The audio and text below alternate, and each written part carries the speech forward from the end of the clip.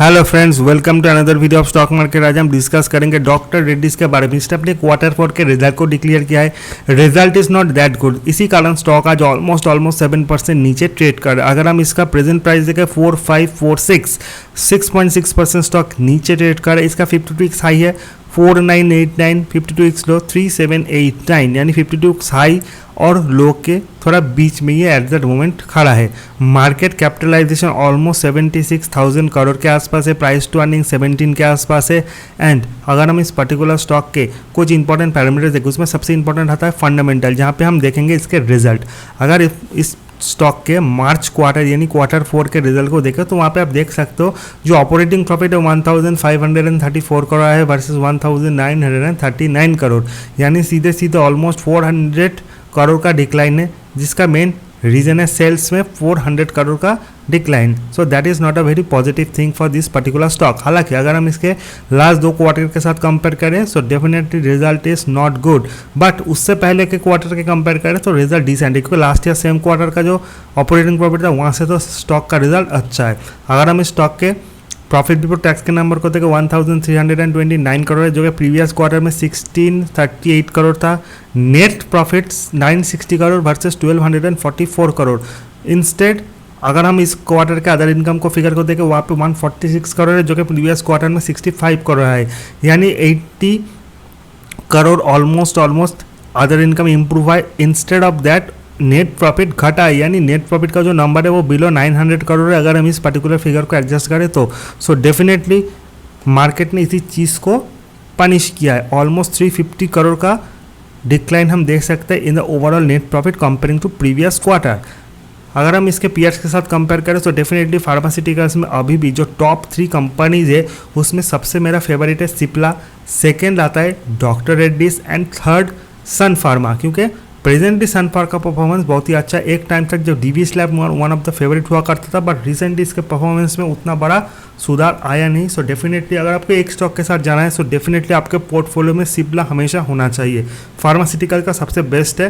Another talk about जो 16,000 से मैं रिकमेंड कर रहा हूँ, ये थोड़ा एक्सपेंसिव हो चुका है, that is why I am neglecting this stock. But अगर ये किसी रीजन से 20,000 के नीचे आता है 18,000 is the best buying zone for this particular company. So about पे आपको फोकस करना है एंड एक स्टॉक के साथ आपको जाना है। So definitely Cipla is the best choice for you each and every aspect. ये स्टॉक हमेशा से ही मेरा फेवरेट है। अगर हम इस पर्टिकुलर कंपनी के टेक्निकल्स को देखें, टेक्निकल्स में सबसे इंपॉर्टेंट फिगर क्या है, RSI FI relative strength index and money flow index, जो शॉर्ट टर्म में स्टॉक है मूवमेंट को बताता है। 70 के ऊपर स्टॉक ओवरबॉट होता है, 30 के नीचे ओवरसोल। RSI में इसका स्कोर है 56, FI में 47, यानी ओवरबॉट ओवरसोल जोन के बीच में खड़ा है। अगर हम इसके simple and exponential moving average देखें तो 20 डे, 50 डे, 100 डे, 200 डे जो simple and exponential moving average है उसका जो रेंज है 4858, 4703, 4576 एंड 4485, यानी 100 डे एंड 200 डे को अगर हम देखें 4576 एंड 4485। प्रेजेंट जो प्राइस है वो 4550 के आसपास है। सो इसने अपने 100 डे एक्सपोनेंशियल मूविंग एवरेज को ब्रेक किया है। सो नेक्स्ट जो इंपॉर्टेंट सपोर्ट है 4485 है।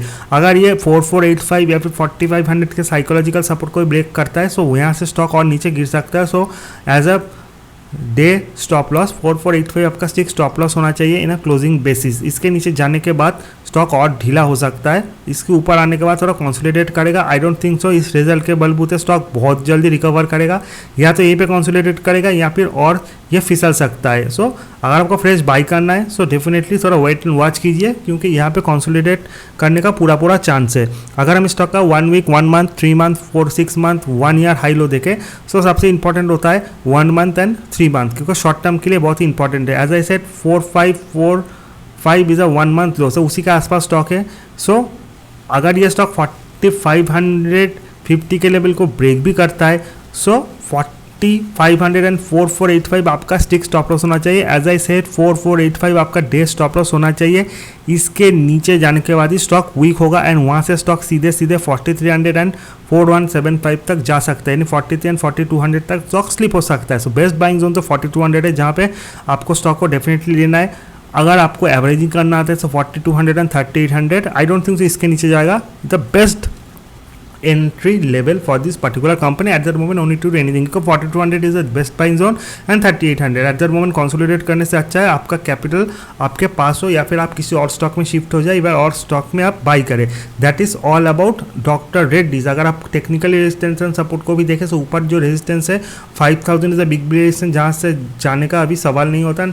इसने अपने सारे सपोर्ट को भी ब्रेक किया है, यानी ऊपर की तरफ का जो सपोर्ट है अभी इसका रेजिस्टेंस बन चुका है. तो डॉक्टर रेड्डीज के बारे में अभी मेरा व्यू जो है वो थोड़ा नेगेटिव है. एट दैट मोमेंट नीचे आए तभी आपको लेना है. Don't need to buy this particular stock in a hurry. That is all about doctor Reddy. Video informative अच्छा लगे चैनल को लाइक सब्सक्राइब शेयर करना बिल्कुल मत भूलिए. See you in the next video. Till then good bye.